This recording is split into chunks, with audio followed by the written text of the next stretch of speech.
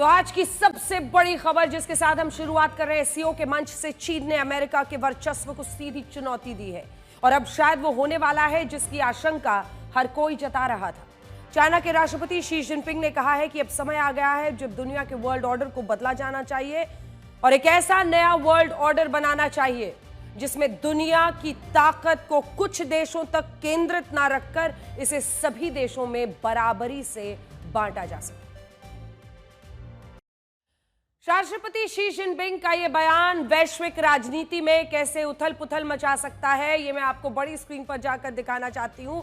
अब तक दुनिया के वर्ल्ड ऑर्डर को अगर आप देखते और समझते रहे हैं तो हमेशा महाशक्तियों की बात होती थी और बाकी देश उनके इस तरफ या उस तरफ अलाइन होते थे। भाई ये बड़ा देश इसके साथ हम हो लिए, भाई ये बड़ा देश इसके साथ हम हो लिए। अमेरिका दुनिया में शक्ति का केंद्र बने रहना चाहता है। अब तक दुनिया में जो वर्ल्ड ऑर्डर है उसमें अमेरिका के वर्चस्व को वैसी चुनौती कभी नहीं मिली जैसी आज मिल रही है। अब रशिया, चाइना, भारत के रिश्ते सहज होने से वैश्विक राजनीति में यूनिपोलर वर्ल्ड का दबदबा खत्म हो रहा है। यूनिपोलर वर्ल्ड का मतलब है कि अब ऐसा नहीं होगा कि एक ही देश राजा की तरह इस दुनिया को अपने हिसाब से चलाता रहे। अब दुनिया की राजनीति में मल्टीपोलर वर्ल्ड का दबदबा बन रहा है जिसमें कोई अकेला देश पूरी दुनिया पर हावी नहीं हो सकता है। इससे पहले देखा जाता था कि महाशक्तियों के तौर पर यूनाइटेड स्टेट्स ऑफ अमेरिका है तो यूएसएसआर, जिसका दबदबा माना जाता था कि एक उस तरफ तो एक इस तरफ, और यहीं से सारे देश ये तय करते थे कि वो अमेरिका के साथ अलाइन करना चाहते हैं या वो यूएसएसआर के साथ अलाइन करना चाहते हैं। लेकिन सदियां बीती, परिस्थितियां बदली और आज ना वो जज्बात है, ना वो तौर है, ना वो तरीका है। हर देश चाहता है स्ट्रेटेजिक ऑटोनॉमी अपनी विदेश नीति में, और इस विदेश नीति में रणनीतिक अगर स्वतंत्रता चाहिए तो उसका ये फैसला जो देश हित में होगा वो खुद लेगा और ये तय करेगा कि उसको किस देश से कितना रिश्ता रखना है और कैसे अपने देश को हित को देखना है। अमेरिका दुनिया में शक्ति का केंद्र बने रहना चाहता है और ऐसे में China, Russia, Bharat multipolar world की मांग करते हुए एक ट्रॉयका बनाते हुए दिखाई दे रहे हैं, जिसमें अगर आप देखिए तो अकेला देश पूरी दुनिया पर अब हावी नहीं हो सकता और इस बार के एससीओ समिट ने इस पर अपनी मुहर पूरी तरह से लगा दी है। आप इन तस्वीरों को देखिए जिनमें भारत के प्रधानमंत्री नरेंद्र मोदी, रशिया के राष्ट्रपति व्लादिमीर पुतिन और चीन के राष्ट्रपति शी जिनपिंग के रिश्तों में एक नई सहजता नजर आ रही है। वैसे कूटनीति की दुनिया में तस्वीरों का बहुत महत्व होता है और ये तस्वीरें भी उन्हीं में से एक है जिनमें आप देख रहे हैं, चाहे व्लादिमीर पुतिन हो या फिर शी जिनपिंग जिनसे जाकर पीएम मिलते हैं, एक चर्चा हो रही है। ये तस्वीरें उन्हीं में से एक है जिनमें रशिया, भारत और चाइना का एक सिचुएशन ट्रायंगल दिख रहा है। हम बार बार आपको इसीलिए कह रहे हैं ये सिचुएशन ट्रायंगल है जिसमें भारत ये जानता है कि उसे अपने रिश्ते किस तरह से मनूवर करने हैं अन्य देशों के साथ और कैसे कौन सी छवि कब विश्व के सामने रखनी है।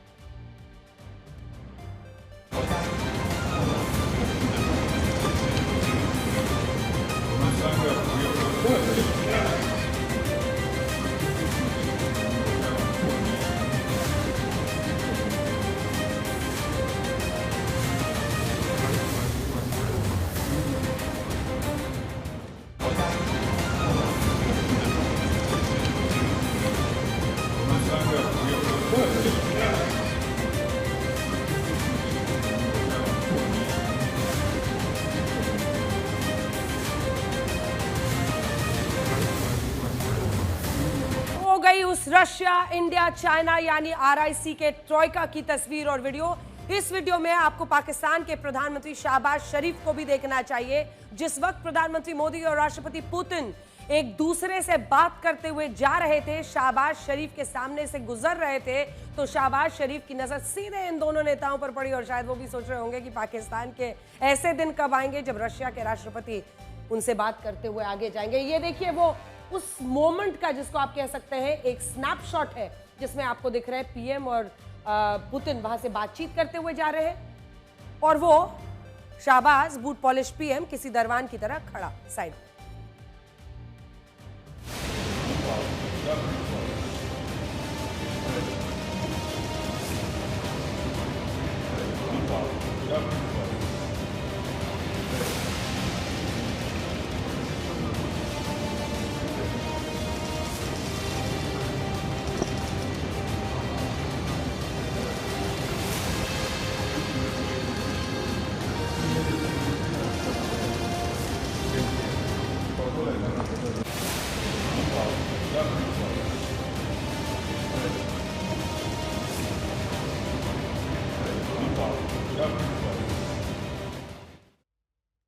वैसे इन तस्वीरों को भी आपको आज ब्लैक एंड व्हाइट में देखना ही चाहिए। एक तरफ प्रधानमंत्री मोदी और राष्ट्रपति पुतिन एक दूसरे का हाथ पकड़कर इस समिट में आ रहे हैं और दूसरी तरफ आप देखिए पुतिन से हाथ मिलाने को बेचैन शाहबाज दिख रहे हैं। ये देखिए, ये वाली पहली तस्वीर है और दूसरी तस्वीर वो है, और दूसरी तरफ शाहबाज एक ग्रुप फोटो के बाद राष्ट्रपति पुतिन के साथ हाथ मिलाने के लिए बेचैन देख रहे हैं।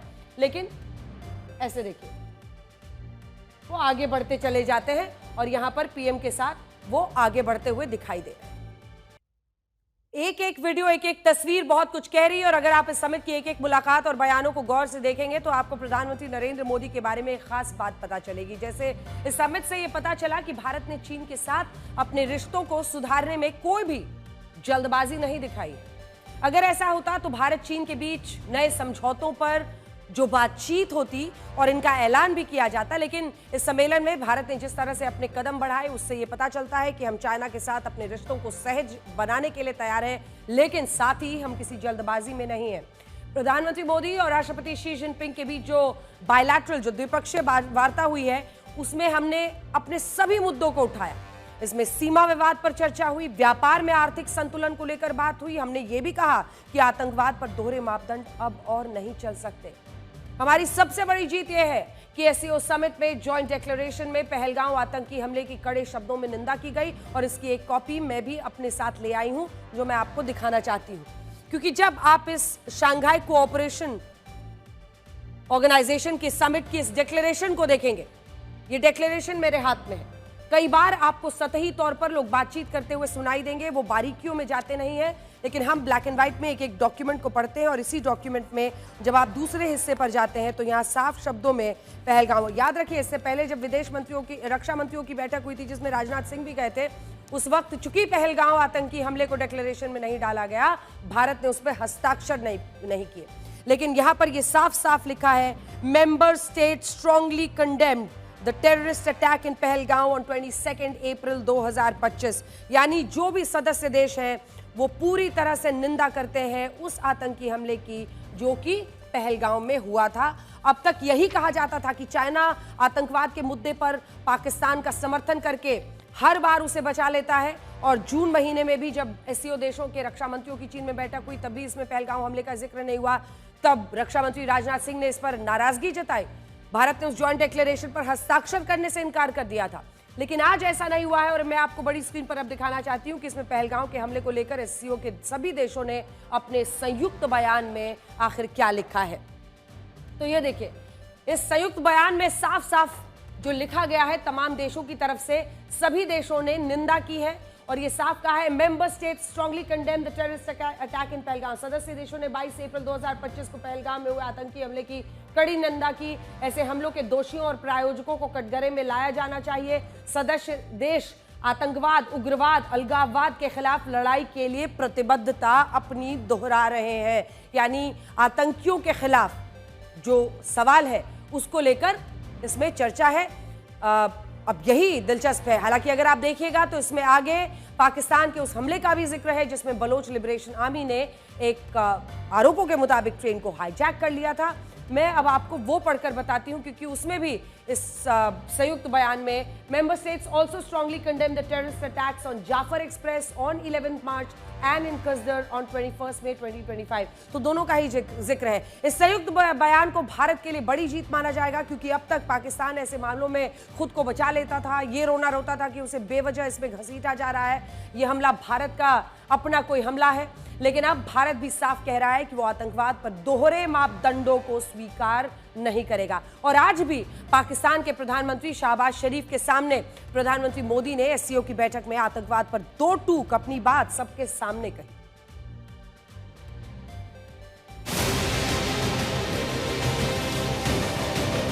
हाल ही में हमने पहलगाम में टेररिज्म का बहुत ही घिनौना रूप देखा।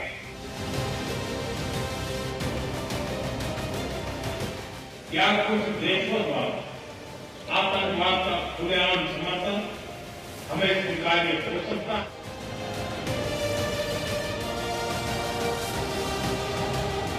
आतंकवाद पर कोई भी डबल स्टैंडर्ड स्वीकार्य नहीं होगा।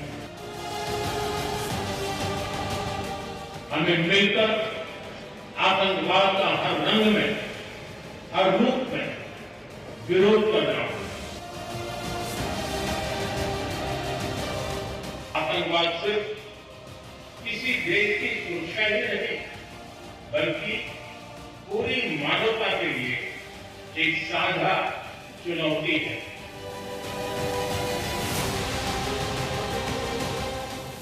इस वर्ष भारत ने ज्वाइंट इंफॉर्मेशन ऑपरेशन को लीड करते हुए अल कायदा और इससे जुड़े आतंकी संगठनों से लड़ने का इनिशिएटिव किया। साल 2001 में जब एससीओ की स्थापना हुई थी, तब इसका मुख्य मकसद क्या था कि मध्य एशिया में आतंकवाद को जड़ से खत्म करना।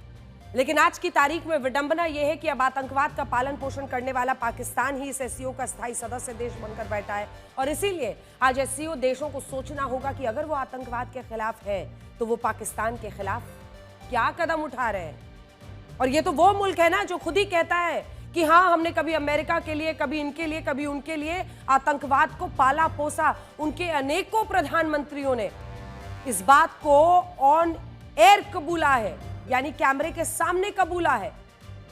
ऐसा देश सदस्य बना हुआ है और मकसद एससीओ का आतंकवाद का खात्मा। हाल ही में पेंटागन के एक पूर्व अधिकारी ने पाकिस्तान के army chief general Asim Munir को सूट बूट वाला उसामा बिन लादेन बताया था और आज भी चाइना के एससीओ समिट में आसिम मुनीर सूट बूट में उनके पीछे पीछे घूम रहा है। और बहुत सारे लोग मजाक में ये लिख रहे हैं कि आसिम मुनीर शहबाज शरीफ के पीछे से कोई खेला ना कर दे और तख्ता पलट ना हो जाए, इसीलिए शहबाज शरीफ आजकल आसिम मुनीर को अपने साथ ही लेकर घूमता है। अब आपको बड़ी स्क्रीन पर यह दिखाते हैं कि वैश्विक राजनीति में कूटनीतिक कारपूल के क्या मायने होते हैं, क्योंकि आज ये चर्चा बहुत है और पूरे विश्व में इसकी चर्चा हो रही है। ये तस्वीर जो आज आई, जिसमें ये शुरुआत इस बात से हुई, प्रधानमंत्री नरेंद्र मोदी ने ये पोस्ट किया और ये तस्वीर डाली जिसमें कार में एक साथ प्रधानमंत्री नरेंद्र मोदी और व्लादिमीर पुतिन राष्ट्रपति रशिया के दिख रहे हैं। एससीओ की बैठक के बाद द्विपक्षीय वार्ता के लिए राष्ट्रपति पुतिन और मैं एक साथ एक गाड़ी में अपने होटल तक आए। राष्ट्रपति पुतिन के साथ बातचीत काफी ज्ञानवर्धक रही है। देखिए, आज पीएम ने इस तस्वीर के साथ ये पोस्ट किया और इसी के साथ पूरे विश्व में एक चर्चा शुरू हो गई।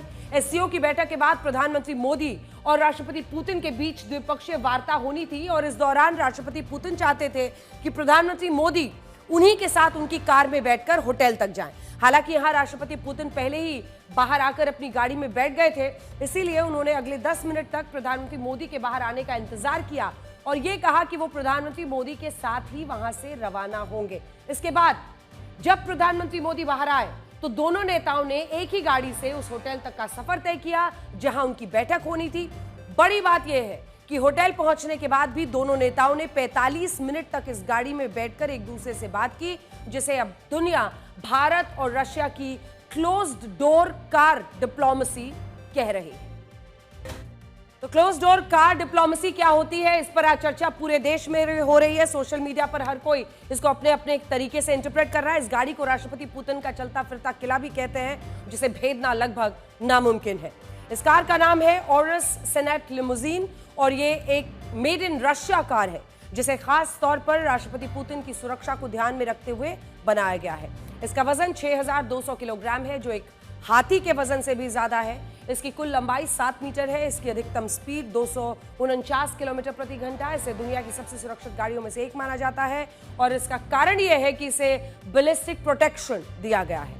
बैलिस्टिक प्रोटेक्शन का मतलब यह है कि ये गाड़ी ग्रेनेड और केमिकल हमलों को भी झेल सकती है और इसमें जो शीशा लगा है वो 6 सेंटीमीटर मोटा है, जिससे गोलीबारी का भी इस पर असर कम होता है। इसके अलावा इसमें जो fire suppression system, emergency exits और mini command and control system लगा है, वो इस कार को चलता फिरता किला बना देता है।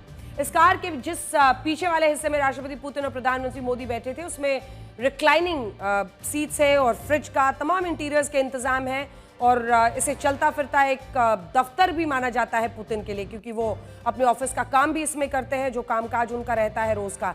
आज इसी कार में दोनों की चर्चा हुई है। पिछले साल राष्ट्रपति पुतिन ने उत्तर कोरिया के सुप्रीम लीडर किम जोंग उनको ये गाड़ी तोहफे में दी थी और अब उन्होंने प्रधानमंत्री मोदी को भी इस कार में बिठाया और रशिया में ऐसा कहते हैं कि राष्ट्रपति पुतिन अपनी इस मेड इन रशिया कार को बहुत पसंद करते हैं और इसकी खूब चर्चा करते हैं। तो ये तस्वीर जरूर देखें जिसमें वो किम जोंग उन के साथ इस कार पर पूरी राइड के लिए निकले हुए। सोचिए, एक तरफ अमेरिका के राष्ट्रपति डोनाल्ड ट्रंप ये सोच रहे थे कि वो भारत पर 50% टैरिफ लगाएंगे, इससे भारत पर दबाव बनेगा, शायद भारत रशिया से दूरी बना लेगा।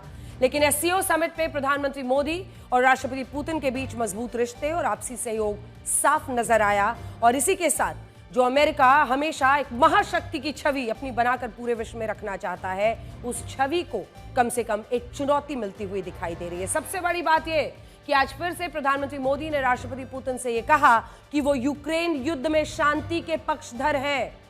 जी हां, भारत बार बार कहता है, पुतिन के सामने कहता है कि भारत शांति का पक्षधर है और इस युद्ध का समाधान शांति से निकालना चाहिए, जबकि अमेरिका कहता है कि ये मोदी का युद्ध है। कठिन से कठिन परिस्थितियों में भी भारत और रूस हमेशा कंधे से कंधा मिलाकर चले हैं। हमारा करीबी सहयोग न केवल दोनों देशों के लोगों के लिए बल्कि वैश्विक शांति, स्थिरता और समृद्धि के लिए महत्वपूर्ण है। एक्सेलेंसी, यूक्रेन में चल रहे संघर्ष के विषय में हम लगातार चर्चा करते रहे हैं। हाल में किए गए शांति के सभी प्रयासों का हम स्वागत करते हैं। हम आशा करते हैं कि सभी पक्ष कंस्ट्रक्टिवली आगे बढ़ेंगे। संघर्ष को जल्द से जल्द खत्म करने और स्थायी शांति स्थापित करने का रास्ता खोजना होगा। यह पूरी मानवता की पुकार है। प्रधानमंत्री मोदी और राष्ट्रपति पुतिन की इन तस्वीरों को आज अमेरिका के राष्ट्रपति डोनाल्ड ट्रंप ने जरूर देखा होगा। और यह हम इसलिए कह रहे हैं क्योंकि अब से कुछ देर पहले राष्ट्रपति ट्रंप का एक लंबा चौड़ा बयान आया है। उन्होंने ट्रूथ सोशल पर जो बात लिखी है, ये पोस्ट मैं इसीलिए अपने हाथ में भी लेके आई हूं, आपके स्क्रीन पर भी, आप वहां से पढ़िए। उन्होंने ट्रूथ सोशल पर क्या लिखा है मैं आपको पढ़कर बताती हूं। प्रधानमंत्री राष्ट्रपति डोनाल्ड ट्रंप ने लिखा है कि जो बात बहुत कम लोग समझते हैं वो ये है कि हम बहुत कम बिजनेस करते हैं इंडिया में, लेकिन वो हमसे बहुत सारा बिजनेस करते हैं। हम उनके सबसे बड़े क्लाइंट हैं, लेकिन हम उनको बेचते बहुत कम हैं। और अभी तक ये वन साइडेड रिलेशनशिप रहा है। वो ये बताने की कोशिश कर रहे हैं कि अमेरिका इस रिलेशनशिप में अपना सब कुछ दे रहा है, लेकिन इंडिया ने नहीं दिखा। हम उनके सबसे बड़े क्लाइंट बन गए, लेकिन वो हमारे साथ व्यापार बहुत कम करते हैं। ऐसे में यही वजह है कि हमने ये टैरिफ्स लगाए हैं और अभी तक भारत ने जो हमारे ऊपर टैरिफ्स लगाया है और हमारा जो बिजनेस है उसको लेकर भी उन्होंने बता चल के ये अब ये कह रहे हैं ये वन साइड टोटल डिजास्टर रहा है। वो इसको वन साइडेड रिलेशनशिप का एक टोटल डिजास्टर बना रहे हैं, भारत और अमेरिका के रिलेशनशिप को। और फिर उसके बाद से उन्होंने ये तमाम बातें आज पोस्ट की हैं। तो जाहिर तौर पर एससीओ के समिट का और उसके बाद उन तस्वीरों को देखने के बाद ये सब कुछ उनसे उनके पोस्ट पर डाला गया है। इससे पहले राष्ट्रपति ट्रंप के ट्रेड एडवाइजर पीटर नवारो, आपने इनका नाम लगातार हम ब्लैक एंड व्हाइट में आपको बता रहे हैं। देखिए, इस शख्स के बैकग्राउंड को समझिए। कौन है ये आदमी? ये डोनाल्ड ट्रंप का ट्रेड एडवाइजर है, नाम पीटर नवारो। और पीटर नवारो ने अपना एक अलग ऑफेंसिव खोल रखा है। वो सीधा भारत पर, भारत की स्थिति पर, भारत के प्रधानमंत्री पर डायरेक्ट अटैक कर रहे हैं। क्योंकि अभी तक आपने देखा होगा कि डोनाल्ड ट्रंप प्रधानमंत्री नरेंद्र मोदी के खिलाफ कुछ भी सीधा बोलने से बच रहे हैं, बल्कि पिछली बार भी जब उन्होंने फिर से सीज फायर का श्रेय लिया था तब उन्होंने टेरिफिक मैन कहा था मोदी को, यानी प्रशंसा की थी पीएम की। लेकिन पीटर नवारो वो शख्स है जो डोनाल्ड ट्रंप के ट्रेड एडवाइजर है और इन्होंने सारा बेड़ा उठा रखा है भारत के प्रधानमंत्री के खिलाफ, भारत के खिलाफ बोलने का। अब नई कड़ी में देखिए कि इनका जहर कैसे निकल रहा है। पीटर नवारो ने भारत का विरोध करने के चक्कर में सारी हदें पार कर दी। अब वो एक नई दलील लेकर आए हैं। उस दलील में क्या है? उनका कहना है कि रशिया से कच्चा तेल खरीदने की कीमत तो भारत के आम लोग चुका रहे हैं, लेकिन इससे फायदा सिर्फ भारत के ब्राह्मण्स को हो रहा है, ब्राह्मणों को हो रहा है। सुनिए पहले। यहां हो सकता है कि पीटर नवारो ने भारत के प्रभावशाली एलीट क्लास के अमीर लोगों को परिभाषित करने के लिए ब्राह्मण शब्द का इस्तेमाल किया हो, क्योंकि अगर आप इसके बारे में रिसर्च करेंगे तो बॉस्टन ब्राह्मण्स नाम से कुछ शब्द वहां पर मशहूर है अमेरिका में, जिसका तात्पर्य यह होता है कि पारंपरिक रूप से जो एलीट लोग हैं उसके लिए इस्तेमाल किया गया है। लेकिन ये शब्द आया कहां से है? इसके बावजूद उनके इस बयान को सुनकर ऐसा ही लगता है कि वो भारत के लोगों को उकसाने की कोशिश कर रहे हैं और इसके पीछे उनकी कोई खास रणनीति हो सकती है। वो डायरेक्टली यहाँ के एलीट अमीर लोग लिख सकते थे, लेकिन उन्होंने ब्राह्मण शब्द ही क्यों इस्तेमाल किया? ऐसा तो है नहीं कि ब्राह्मण शब्द कहीं दूसरे देश से पनपा हुआ या निकला हुआ शब्द है। जो भी इस शब्द के इतिहास को समझता है वो ये जानता है कि भारत के वर्ण व्यवस्था के आधार पर, कास्ट सिस्टम के आधार पर ब्राह्मण्स का ये हुआ था और शायद इसी वजह से बॉस्टन ब्राह्मण्स और इस तरह के शब्द का प्रचलन हुआ, जहां पर एलिटिस्ट लोगों के लिए इन शब्दों का इस्तेमाल कुछ देशों ने शुरू किया। जैसे आप देखेंगे रंगभेदी बहुत सारे शब्द हैं जिनका इस्तेमाल कई मुल्कों में होता है, चाहे उस देश में वो लोग रहे हो नहीं रहे हो, लेकिन कुछ रंगभेदी शब्द विश्व में आमतौर पर इस्तेमाल किए जाते हैं। लेकिन ऐसा नहीं है कि उससे उनका जो मूल देश है जहां से वो शब्द निकला है वो बदल जाता है या उसका अर्थ बदल जाता है। सिर्फ 2 दिन पहले 29 अगस्त को पीटर नवारो ने भारत पर रशिया के काले धन को सफेद करने का आरोप लगाया था और उसमें उन्होंने पीएम की ये तस्वीर लगाई थी, जो तस्वीर आज हम लेकर आए हैं। अब आप कनेक्शन समझेंगे। इसमें उन्होंने प्रधानमंत्री मोदी की एक धार्मिक तस्वीर को पोस्ट किया था। देखिए, वो एक ट्रेड एडवाइजर है, वो ट्रेड एडवाइजर है डोनाल्ड ट्रंप के, और ऐसे में उनके पास तस्वीरों की कोई कमी तो रही नहीं होगी प्रधानमंत्री की डालने के लिए। लेकिन उन्होंने ये तस्वीर ही क्यों चुनी? ये तस्वीर कन्याकुमारी के विवेकानंद, ये पिछले दिनों के उनका जो एक पूरा थ्रेड हमने आपको दिखाया था ना उनके एक्स के पोस्ट का, उसमें आखिरी पोस्ट में 9वें पोस्ट में उन्होंने ये तस्वीर डाली थी। ये तस्वीर दरअसल कन्याकुमारी के विवेकानंद रॉक मेमोरियल की थी, जहां 31 मई 2024 को लोकसभा चुनाव के नतीजों से पहले प्रधानमंत्री मोदी ने साधना की। पीटर नवारो चाहते थे तो वो टैरिफ के मुद्दे पर कोई भी तस्वीर लगा सकते थे, उन्होंने चुना इसे जिसमें प्रधानमंत्री मोदी एक हिंदू संत और साधु जैसे नजर आते हैं। तो एक तरफ टैरिफ पर पहले प्रधानमंत्री मोदी की एक धार्मिक तस्वीर पोस्ट करना और अब ब्राह्मण शब्द का इस्तेमाल करना, यह बताता है कि शायद पीटर नवारो के दिमाग में जरूर कुछ ऐसा चल रहा है जिससे वो भारत के लोगों को उकसाना चाहते हैं। यह बात सही है कि अमेरिका में पढ़े लिखे अमीर हिंदू भारतीयों के लिए ब्राह्मण शब्द का इस्तेमाल होता है। वहां 1861 में पहली बार एक नॉवेल में बॉस्टन के अमीर हिंदू और ब्राह्मण लोगों के लिए बॉस्टन ब्राह्मण्स शब्द का इस्तेमाल किया गया था।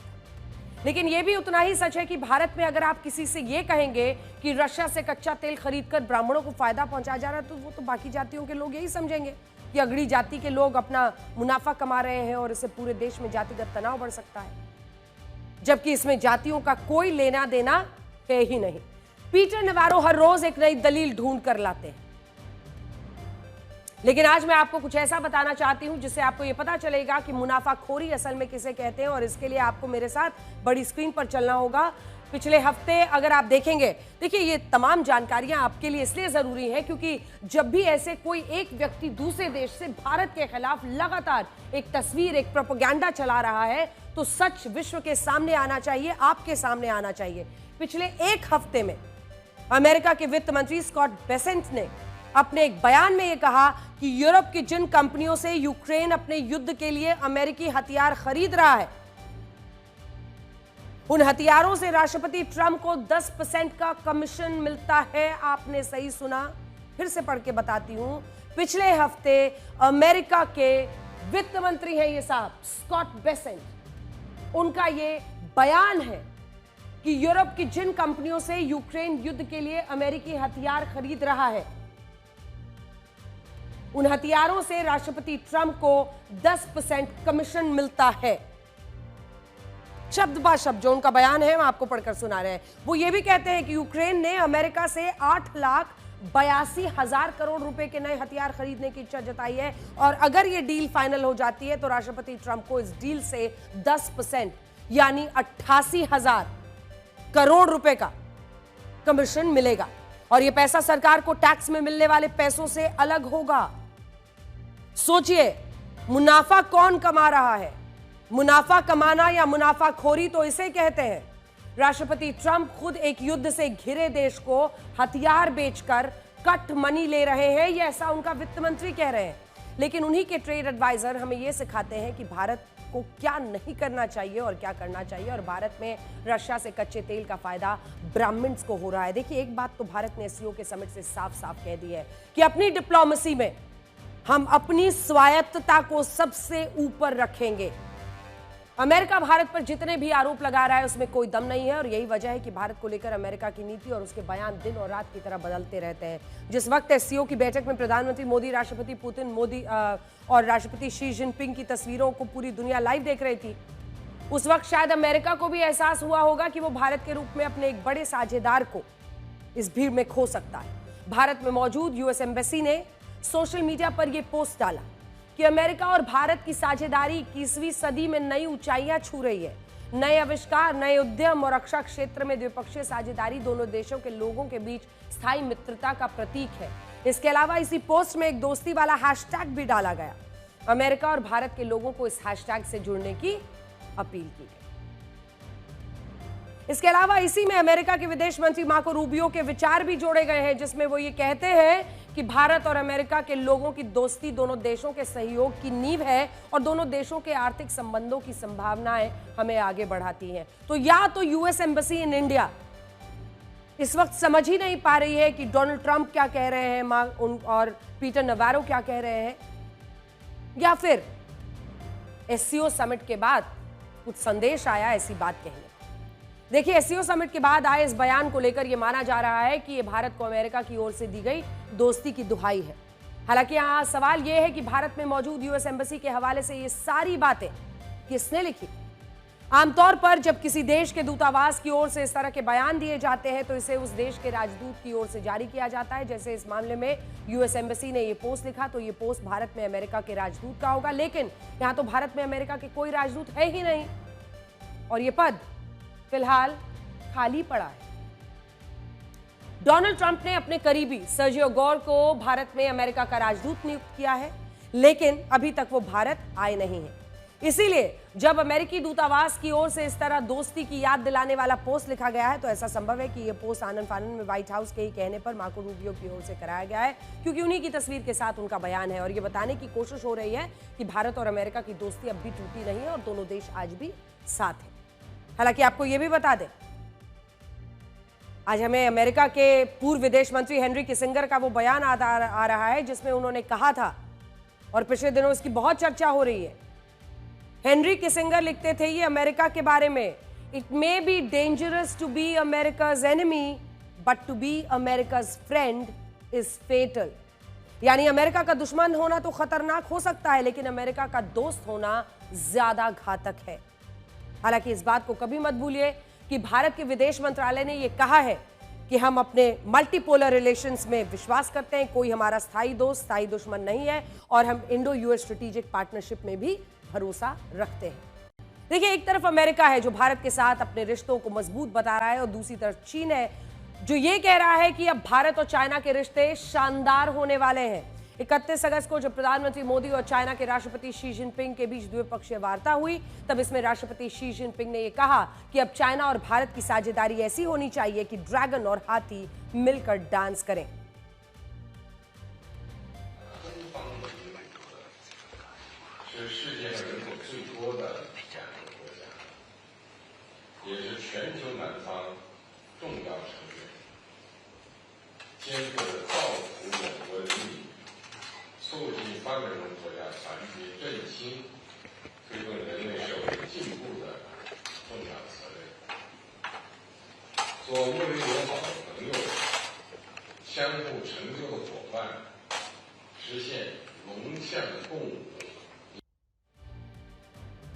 देखिए, बहुत सारे लोगों को यह लग रहा है कि भारत चाइना के रिश्तों में यह पड़ाव अमेरिका के टैरिफ की वजह से आया है, जबकि पश्चिमी मीडिया खुद अपने लेखों में यह बता रहा है कि इस साल जब भारत चाइना के राजनयिक संबंधों को 75 साल पूरे हुए थे तब राष्ट्रपति शी जिनपिंग ने भारत की राष्ट्रपति द्रौपदी मुर्मू को एक बधाई संदेश लिखा था और इसकी कॉपी भी मैं अपने साथ लेकर आई हूं, क्योंकि देखिए ये वो चिट्ठी है, ये वो कॉन्ग्रेचुलेटरी मैसेज है जो राष्ट्रपति शी जिन की तरफ से राष्ट्रपति माननीय द्रौपदी मुर्मू को भेजा गया था। इसमें तमाम बातों का जिक्र है और जिस ड्रैगन एलिफेंट टैंगो की चर्चा हो रही है बीते दिनों से वो इसी में लिखा हुआ है। यहां पर आपके सामने वो वर्ड्स हैं, ये देखिए, द ड्रैगन, ये वाली लाइन में द ड्रैगन एलिफेंट टैंगो जिसकी चर्चा लिखी गई है। शी जिनपिंग की तरफ से ये कांग्रेचुलेटरी मैसेज है जो कि भारतीय राष्ट्रपति द्रौपदी मुर्मू को 75वें एनिवर्सरी पर दोनों इंडिया चाइना डिप्लोमेटिक रिलेशंस पर भेजा गया है। और इसी में ये शी जिनपिंग की तरफ से पहले राष्ट्रपति द्रौपदी मुर्मू को आया है और उसके बाद से ये चर्चा की शुरुआत हुई है। ड्रैगन एलिफेंट टैंगो, इस शब्द का पहली बार इस्तेमाल साल 2006 में चीन के तत्कालीन प्रधानमंत्री ने किया था। उस वक्त चाइना ने बताना चाहता था कि दोनों देशों की मानव सभ्यता हजारों साल पुरानी है और इसीलिए दोनों देशों के बीच ड्रैगन और एलिफेंट वाली साझेदारी होनी चाहिए। यहां ड्रैगन का मतलब चाइना से है और एलिफेंट यानी हाथी का मतलब भारत से है। चाइना में ऐसी मान्यता है कि वहां पहले शासक स्वर्ग से ड्रैगन पर बैठकर ही धरती पर आए थे, जिसकी वजह से ड्रैगन को समृद्धि और लाभ का प्रतीक माना गया है। और आज चाइना में हर जगह राष्ट्रवादी कम्युनिस्ट लोग ड्रैगन को अपने देश की पहचान मानते हैं, जबकि भारत में भी हाथी का धार्मिक महत्व बहुत बड़ा है। भगवान शिव ने भगवान गणेश को हाथी का सिर ही समर्पित किया था, जो बुद्धि का प्रतीक बना। और यह भी मान्यता है कि समुद्र मंथन में जब ऐरावत हाथी निकला था तब इसे देवराज इंद्र ने ले लिया था और ऐरावत हाथी को भी शक्ति, शुद्धता और बुद्धि का प्रतीक माना गया। और भारत की संस्कृति में हाथी का महत्व काफी बढ़ गया। लेकिन यह भी सच है कि भारत के संदर्भ में हाथी शब्द का इस्तेमाल इसलिए हुआ क्योंकि कुछ देश हमारी अर्थव्यवस्था को धीमा लेकिन स्थिर बताना चाहते थे और वो मानते थे कि भारत हाथी के रूप में परिभाषित हो सकता है। लेकिन हमारा कहना यह है कि भारत की क्षमताएं हाथी की तरह विशाल है, लेकिन हमारी अर्थव्यवस्था तेज है। ये तो शेर की तरह दहाड़ रही है और इस साल की पहली तिमाही में हमारा जीडीपी ग्रोथ रेट 7.8% रहा है, जो दुनिया के सभी बड़े देशों से ज्यादा है। और चाइना का ड्रैगन भी हमसे पीछे है। अब जल्दी से आपको बड़ी स्क्रीन पर लिए दिखाते हैं कि अंतर्राष्ट्रीय मीडिया आखिर इस पर क्या कह रहा है, क्योंकि जब भी अब देखिए ट्रंप के टैरिफ के बाद तो पूरी विश्व की नजर है ना, सारी मीडिया कवर कर रही है कि एससीओ समिट में आखिर क्या हो रहा है और जिन रिश्तों के नई गर्माहट की बात इस वक्त कर रहे हैं तमाम रशिया, इंडिया, चाइना, वो रिश्तों की गर्माहट आखिर है क्या। तो यहां पर आपको दिखाते हैं अंतर्राष्ट्रीय मीडिया ने समिट को और उसमें भारत की भूमिका को लेकर कैसे कवर किया है और क्या क्या लिखा है। क्योंकि Xi uses summit parade and history, China tries to use Trump turmoil to unite leaders against US led order. वो बात करें, Modi and Putin meet on summit sidelines as India faces steep US tariff. Significance of China in India's foreign policy. India committed to improving ties with China.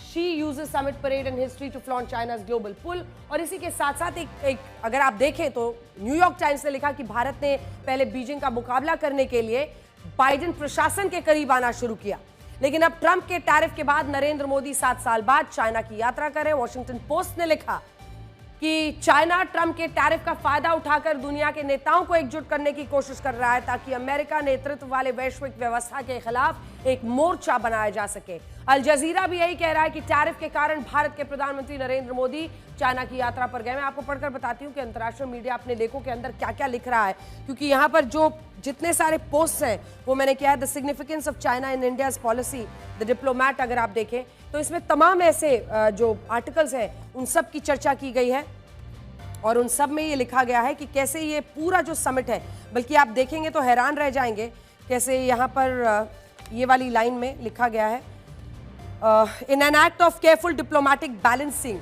Modi visits Japan. आपको हमने बीते दिन बताया था कि चाइना के पहले पीएम जापान क्यों गए हैं। Another member of quadrilateral security dialogue, which also includes Australia and United States before coming to Tianjin।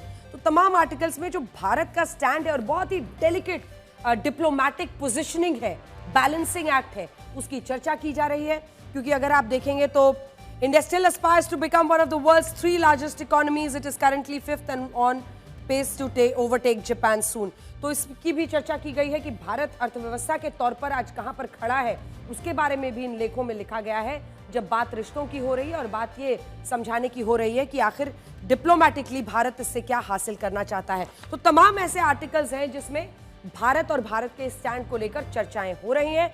यही नहीं, कैसे एससीओ एक ऐसा नए वर्ल्ड ऑर्डर का ऑप्शन विश्व को दे रहा है जिसमें किसी एक देश का वर्चस्व नहीं रहेगा, जिसमें अनेकों शक्तिशाली देश अपने अपने तरीके से अपने राष्ट्रहित की सोचकर किसी तीसरे देश के दबाव में नहीं आएंगे। इस सबके बीच एक और बड़ी खबर यह है कि अमेरिका ने भारत की घेराबंदी के लिए एक नई रणनीति बनाई है और अब अमेरिका शायद भारत के खिलाफ सेकेंडरी सैंक्शंस लगाने के बारे में सोच रहा है।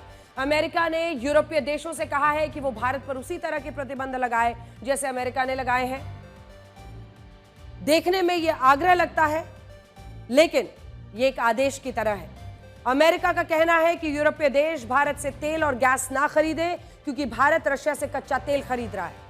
अमेरिका तो यह भी चाहता है कि यूरोप भी भारत पर सेकेंडरी टैरिफ लगाए। यह बयान एक ऐसे समय में आया है जब भारत ने अमेरिका के टैरिफ वाले दबाव को धुएं में उड़ा दिया है। हम झुकने को तैयार नहीं है। भारत अपने निर्यात के लिए नए बाजार की तलाश करके अमेरिकी रणनीति को फेल करने वाला है। लेकिन यह भी अमेरिका को आज समझना चाहिए कि अनेकों ऐसे यूरोपीय देश हैं जिनके साथ भारत के रिश्ते मजबूत हैं और ब्रिटेन के साथ, इंग्लैंड के साथ तो हमने फ्री ट्रेड अग्रीमेंट कर भी लिया है। इसीलिए अमेरिका यूरोपीय देशों के जरिए भारत पर दबाव बढ़ाना चाहता है। अमेरिका इस बात से भी चिढ़ा हुआ है कि भारत ने कच्चे तेल पर उसकी दोहरी नीति पूरी दुनिया को बता दी। भारत ने साफ शब्दों में बताया है कि रशिया से अमेरिका क्या क्या खरीदता है। दुनिया जान गई है कि चाइना रशिया के कच्चे तेल का सबसे बड़ा खरीदार है और यूरोप तो एक तरह से रशिया के कच्चे तेल और गैस पर ही पूरी तरह से निर्भर है। बावजूद इसके अमेरिका ने इन्हें छोड़कर भारत को टारगेट किया। अमेरिका की असली परेशानी यह है कि भारत रशिया से सस्ता तेल खरीदकर कई देशों को बेच रहा है। इसमें कुछ यूरोपीय देश भी शामिल हैं। भारत 15 से ज्यादा यूरोपीय देशों को पेट्रोलियम प्रोडक्ट्स का निर्यात करता है और साल 2024-25 में यह निर्यात 1,32,000 करोड़ रुपए का था। भारत से मिल रहे तेल और गैस की वजह से ही यूरोपीय देश भारत के खिलाफ नहीं दिख रहे हैं और ये देश अमेरिकी टैरिफ का ना तो समर्थन कर रहे हैं और ना विरोध कर रहे हैं। अमेरिका इसी बात से चिढ़ा हुआ है। अमेरिका चाहता है कि यूरोपीय देश जुलाई 2025 में रशिया पर लगाए गए 18वें प्रतिबंध पैकेज को माने। यह प्रतिबंध 21 जनवरी 2026 से लागू होगा। इसके तहत रशिया से किसी भी तरह के पेट्रोलियम प्रोडक्ट आयात करने की मनाही है और इसमें यह भी कहा गया है कि अगर कोई तीसरा देश रशिया से कच्चा तेल खरीद कर बेच रहा है तो उससे भी खरीदारी नहीं की जानी चाहिए। यानी यूरोपीय देशों से कहा गया है कि वो रशिया के पेट्रोलियम प्रोडक्ट्स को प्रतिबंधित करें, फिर चाहे वो किसी अन्य देश के जरिए ही उनके पास क्यों ना आ रहा हो। अमेरिका चाहता है कि यूरोपीय देश ये प्रतिबंध जल्द से जल्द लागू करें रशिया और भारत पर, इसी के जरिए वो दबाव बढ़ाए। यूरोपीय देशों के लिए रशिया से कच्चा तेल खरीदना उनकी जरूरत भी है, मजबूरी भी है, लेकिन इसके बावजूद वो अमेरिका के दबाव में पिछले काफी समय से अपनी जरूरतों से समझौता कर रहे थे। वो दूसरे देशों के जरिए अपनी ऊर्जा जरूरतें पूरी कर रहे थे, लेकिन सुरक्षा कारणों से अमेरिका पर उनकी निर्भरता इतनी ज्यादा है कि वो उसकी बात मानने को मजबूर है। यही हाल जापान का हो रहा है। अमेरिका अब जापान पर दबाव बना रहा है। अमेरिका ने जापान पर ज्यादा से ज्यादा अमेरिकी चावल खरीदने का दबाव बनाया, लेकिन जापान ने ऐसा करने से फिलहाल मना कर दिया है। उसकी वजह यह है कि अगर अमेरिकी चावल जापान के बाजारों में आया तो जापान के किसान सड़क पर आ जाएंगे। कुछ ऐसा ही कर रहा है इस वक्त अमेरिका, जैसा वो भारत में चाहता है कि हम अपने किसानों के साथ समझौता करें और भारत झुकने को तैयार नहीं। जापान के किसान जो चावल उगाते हैं वो अमेरिकी चावल के मुकाबले थोड़ा महंगा होता है, इसीलिए जापान नहीं चाहता है कि वो अपने किसानों की जो फसल है उसको बर्बाद करके अमेरिकी चावल पर पूरी तरह से निर्भर हो जाए। अमेरिका ने जापान पर 15% टैरिफ लगाया है। बढ़े हुए टैरिफ को लेकर जापान और अमेरिका के बीच व्यापार समझौतों पर बातचीत चल रही है। इस दौरान अमेरिका ने जापान पर अमेरिकी चावलों का आयात बढ़ाने का दबाव बनाया है। जापान टैरिफ फ्री कोटा के तहत दुनिया भर से 7,70,000 टन चावल आयात करता है। चावलों के कुल आयात में अमेरिका की हिस्सेदारी करीब 35% थी।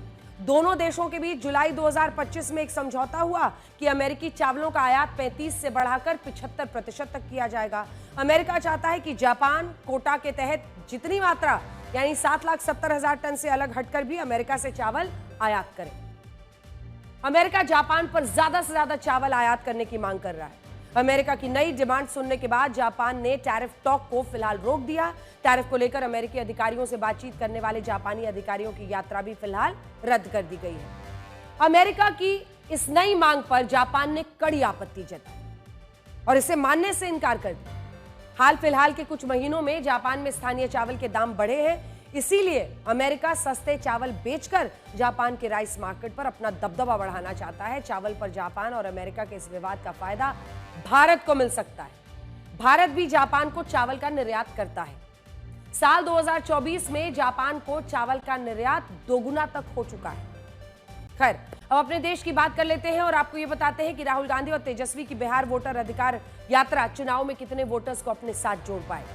बिहार में वोट लिस्ट के रिवीजन के खिलाफ 17 अगस्त को शुरू हुई यह यात्रा 16 दिन के बाद आज समाप्त हुई। इसने सासाराम से पटना तक 23 जिलों में लगभग 1300 किलोमीटर का सफर तय किया है।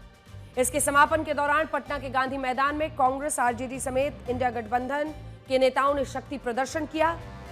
इस यात्रा में तेजस्वी यादव राहुल गांधी के साथ रहे, जबकि विपक्षी दलों के कई नेता यात्रा के अलग अलग पड़ाव पर शामिल होते रहे, उतरते रहे। और इस यात्रा के आखिरी पड़ाव पर समाजवादी पार्टी के अध्यक्ष अखिलेश यादव शामिल हुए। अब सवाल यह उठ रहा है कि इस यात्रा से राहुल गांधी, कांग्रेस और विपक्ष को क्या हासिल होगा और यह यात्रा बिहार चुनाव में कितनी फायदेमंद होगी इंडिया गठबंधन के लिए। 1300 किलोमीटर की यह यात्रा 110 से ज्यादा विधानसभा क्षेत्रों से होकर गुजरी, जिन 110 सीटों को प्रत्यक्ष या अप्रत्यक्ष रूप से इस यात्रा में कवर किया गया, उनमें से 80 सीटें एनडीए के दलों के पास है। सिर्फ 30 सीटें ऐसी है जो महागठबंधन के पास है। इस तरह यात्रा के जरिए सरकार के खिलाफ माहौल बनाने की कोशिश हुई है। जिस तरह राहुल गांधी ने मैदान पर उतरकर यह अभियान चलाया, फ्रंट सीट पर बैठने की कोशिश की, उससे कुछ हो ना हो महागठबंधन में कांग्रेस की बार्गेनिंग पावर थोड़ी बढ़ी है और कांग्रेस को जीवंत करने की कोशिश जरूर हुई। 2020 में कांग्रेस 70 सीटों पर लड़ी थी, लेकिन इस बार वो संभल कर दावेदारी पेश कर रही है। लेकिन इस यात्रा में एक दिलचस्प बात देखने को मिली। राहुल गांधी के सामने कई बार मुख्यमंत्री पद के चेहरे को लेकर सवाल उठे, लेकिन हर बार उन्होंने चुप्पी साधी। तेजस्वी यादव ने तो राहुल गांधी को पीएम उम्मीदवार भी बता दिया, लेकिन उन्होंने सीएम के लिए तेजस्वी का नाम नहीं लिया। बिहार में कांग्रेस का आरजेडी के साथ चुनाव लड़ना तय है, लेकिन वह तेजस्वी यादव को सीएम का चेहरा बनाने के लिए तैयार नहीं। लेकिन दिलचस्प वाकया तब हुआ जब यात्रा के आखिरी पड़ाव पर अखिलेश यादव ने बिहार सीएम के लिए तेजस्वी के चेहरे पर अपनी रजामंदी देकर बड़ा दांव चल दिया और खुद तेजस्वी यादव तो कई बार अपना नाम आगे कर ही चुके हैं। सवाल यह है कि राहुल गांधी सीएम पद के लिए क्या तेजस्वी का नाम सिर्फ इसलिए नहीं ले रहे ताकि कांग्रेस सीटों के लिए अच्छे से तालमेल कर सके। वोट चोर, क्या प्रधानमंत्री जी वोट चोर क्या कर रहे हैं? क्या कर रहे हैं? एक नया नारा चला है बिहार में, वोट चोर गद्दी छोड़। चाइना में भी लोग बोल रहे हैं वोट चोर गद्दी छोड़, अमेरिका में भी बोल रहे हैं। एटम बम से बड़ा हाइड्रोजन बम होता है नहीं होता है? माधवपुरा में हमने एटम बम दिखाया था। बीजेपी के लोगों तैयार हो जाओ, हाइड्रोजन बम आ रहा है। अगली खबर का आप रुख करते हैं। ये खबर सीधा आपकी सेहत से जुड़ी हुई है। पिछले कुछ समय से लोगों के बीच इंटरमिटेंट फास्टिंग काफी लोकप्रिय हो रहा है, यानी कई घंटों तक। हम आपको बताते हैं इस प्रक्रिया में लोग 2 बार के खाने के बीच में एक अच्छा खासा गैप रखते हैं। कई बार लोग शाम को जल्दी खाना खा लेते हैं, अगली सुबह कुछ देर से ब्रेकफास्ट करते हैं। 12 से 16 घंटे तक की मतलब इंटरमिटेंट फास्टिंग हो जाती है, यानी व्रत रखना जिसे आप कह सकते हैं। एक 12 से 16 घंटे का व्रत रखना, कुछ ना खाना। लोगों का मानना है कि इससे वजन कंट्रोल रहता है, स्वास्थ्य ठीक रहता है। लेकिन अब एक नई स्टडी में पता चला है कि ऐसा करना खतरे से खाली नहीं है। इस तरह की फास्टिंग या उपवास से दिल की बीमारियों का खतरा पैदा हो सकता है। ये study diabetes and metabolic syndrome नाम के जर्नल में प्रकाशित की गई है, जिसमें 9000 लोगों पर किए गए एक नए सर्वे में इंटरमिटेंट फास्टिंग के असर की जांच की गई, जिसमें पता चला कि जो लोग 16 घंटे की फास्टिंग करते हैं, उनमें 12 से 14 घंटे की फास्टिंग करने वाले लोगों की तुलना में हृदय संबंधी जो बीमारियां हैं उनसे मरने का खतरा 135%, 135% तक बढ़ जाता है। हालांकि इस आंकड़े को एकदम सटीक नहीं माना जा सकता, लेकिन यह स्पष्ट है कि इंटरमिटेंट फास्टिंग से खतरा तो बढ़ा है। इसीलिए जो लोग लंबे समय तक या कहें कि वर्षों तक इस प्रक्रिया का पालन करते हैं, उन्हें थोड़ा सतर्क रहना चाहिए, क्योंकि 16 घंटे की फास्टिंग में खाने का समय मात्र 8 घंटे रहता है। इसी अवधि में लोग कुछ भी खाते पीते हैं। कुछ लोग तो खाने की अवधि 8 घंटे से ही खत्म कर देते हैं और उसके बाद 16 घंटे वो कुछ नहीं खाते हैं। कई स्टडीज में ये माना गया है कि इस तरह की फास्टिंग से वजन कम हो सकता है, इंसुलिन सेंसिटिविटी में सुधार हो सकता है, रक्तचाप कम हो सकता है, लिपिड प्रोफाइल बेहतर हो सकती है, ब्लड शुगर लेवल्स कंट्रोल हो सकता है। ये धार्मिक उपवास की परंपराओं से काफ़ी मेल खाता है, इसका पालन करना भी आसान है। लेकिन इसके कई नुकसान भी हैं। इसमें शरीर में पोषक तत्वों की कमी, ज़्यादा भूख लगना, चिड़चिड़ापन, सिर दर्द, डायबिटीज़ वाले लोगों में लो ब्लड शुगर की समस्या हो सकती है, और बुजुर्ग या लंबी बीमारी से जो लोग परेशान हैं उनके लिए कमजोरी। यानी एक ही उपाय है, आप थोड़ा थोड़ा खाएं और आप इंटरमिटेंट, मतलब आप बीच बीच में खाते रहें, इंटरमिटेंट फास्टिंग नहीं, इंटरमिटेंट ईटिंग करें। इंटरमिटेंट फास्टिंग सभी के लिए एक जैसा समाधान नहीं है, अलग अलग लोगों पर इसका प्रभाव अलग अलग होता है। ये बहुत ज़रूरी है। देखिए, अगर आप पूरी तरह से डिनर मिस कर रहे हैं, फास्टिंग कर रहे हैं 16 घंटे, हालांकि मृत्यु के आंकड़ों के साथ इसका संबंध सटीक अभी नहीं है। ये फास्टिंग कुछ लोगों को मेटाबॉलिक फायदे दे सकती है, लेकिन कुछ लोगों के लिए नुकसानदायक भी हो सकती है। नई स्टडी जो सामने आया है उसमें एक्सपर्ट्स की सलाह जरूर लें, यही बताया जा रहा है। और हम भी आपसे यही कहेंगे कि इस तरह की कोई भी फास्टिंग करने से पहले अपना एक कंप्लीट टेस्ट प्रोफाइलिंग कराएं और एक्सपर्ट की सलाह के बाद ही इस तरह का फास्टिंग करें।